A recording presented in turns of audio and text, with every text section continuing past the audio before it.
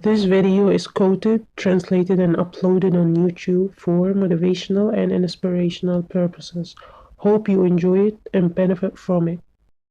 How many of you have been the opposite? You read something, you get to the end of the page, and then you forgot what you just read? Look around. And you go back and you reread it, and you still don't know what you just read.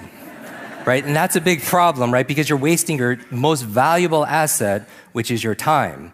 And the reason why all the speakers here give 100% is because we know your time is valuable. Like, I want to make this session so valuable when you leave, you're like, I would have came and paid just for this one talk.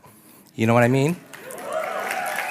Because I know what it's like when I first learned these skills. I traveled around the world. I bought every audio program, audio cassette. No, I'm dating myself, but it's like, but I bought all these programs because that's the thing that's going to help me be able to grow the most. And so on the right side, the 3 questions I obsess about to get the most out of my reading or listening to a podcast or anything else, I ask myself these 3 questions. I ask myself, how can I use this? Now, it's so basic, but I like to make the things that are going to give you the highest return, I want to make them as simple as possible so you do it.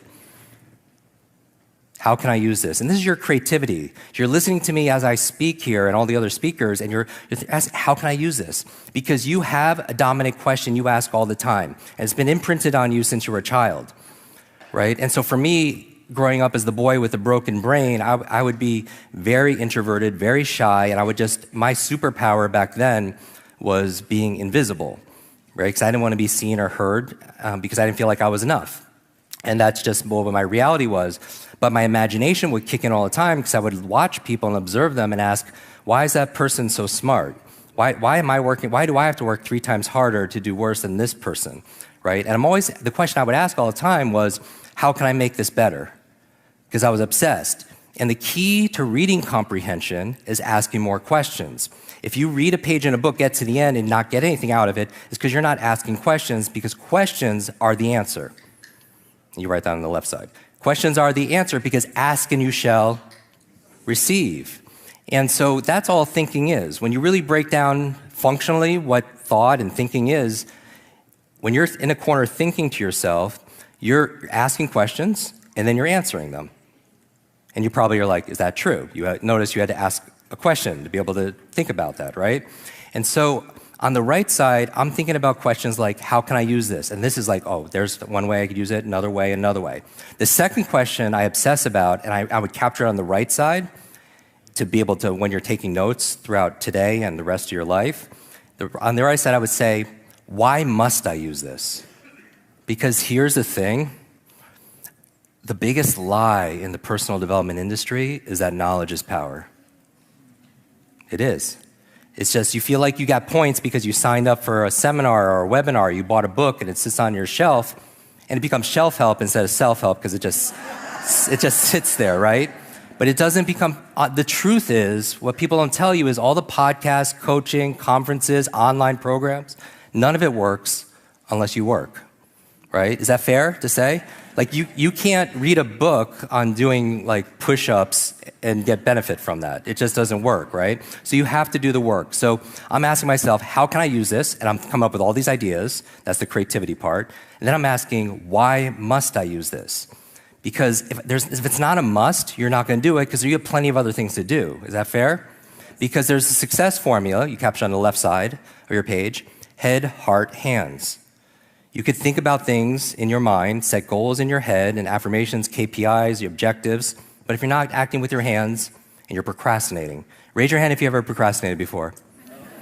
Right? All of us. If there's a gap between your head and your hands, check in with the second H, which is your heart. Right? The emotion. We do things emotionally. We are emotional creatures. We're not logical, we're biological. Dopamine, oxytocin, serotonin, endorphins, we're this chemical soup. And so we want to be able to activate that. So head, heart, hands, another way of putting it are our eyes. Information, that's good, great. But sometimes you can listen to a podcast, it's a lot of information, but there's no inspiration to use it. Fair? But sometimes you can listen to a speaker or learn something and it's inspiring, but you don't know what to do. Right? Is that fair? So you have information, you have inspiration, and then you have implementation, where you're doing it.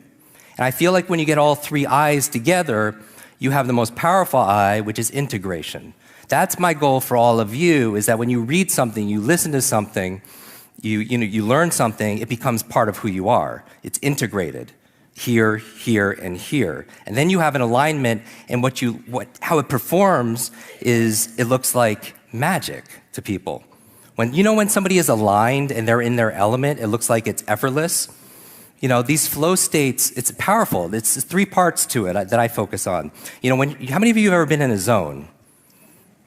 And that's how it is when I'm reading. Like, people think that just because our program's called Quick Brain and Quick Learning and Quick Reading, it's frantic fast. It's not at all. It's just, there's a piece to it. It's like somebody who's fit and has strategies. If they have to climb a mountain, it looks like it's effortless because they've just done the work, and they have strategy, and they have tools to be able to do so. And somebody who maybe doesn't have those resources, it's more effort. Is that fair? So actually learning how to do these things, it's easier. Like, when I read a book, I still read a book a day. It's just part of my practice. It's part of my mental hygiene. And I feel like it's the number one exercise, because reading is to your mind like exercise is to your body. And some of you are already doing this, so I'm preaching to you, so I'm going to show you how to do it better.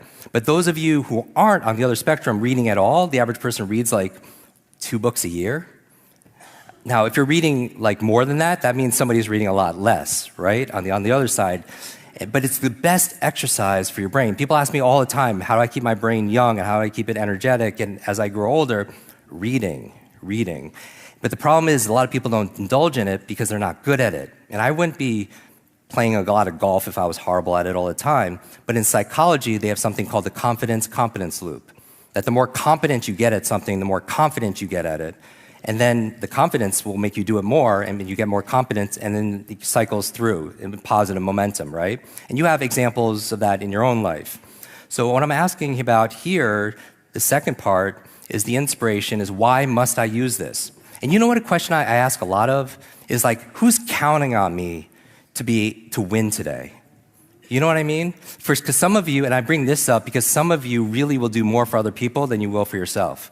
So knowing that about yourself, self-awareness is a superpower, then tap into that. You don't have to change it, tap into it. Who's counting on me to like be at my best?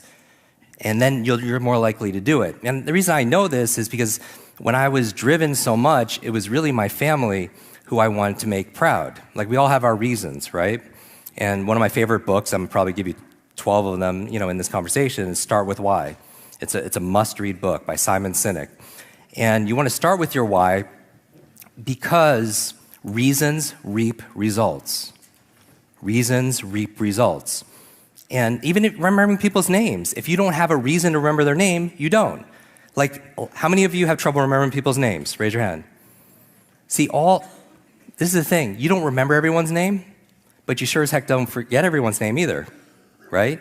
So there's always, genius leaves clues. You can write that down. Genius leaves clues. There's always a method behind the magic.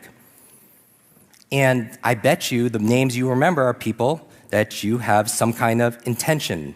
You're attracted to that person. They could be good for your business, right? There's some kind of motivation that's there. So find your motivation in your reading, because if you're not motivated, you're not going to read very well. Is that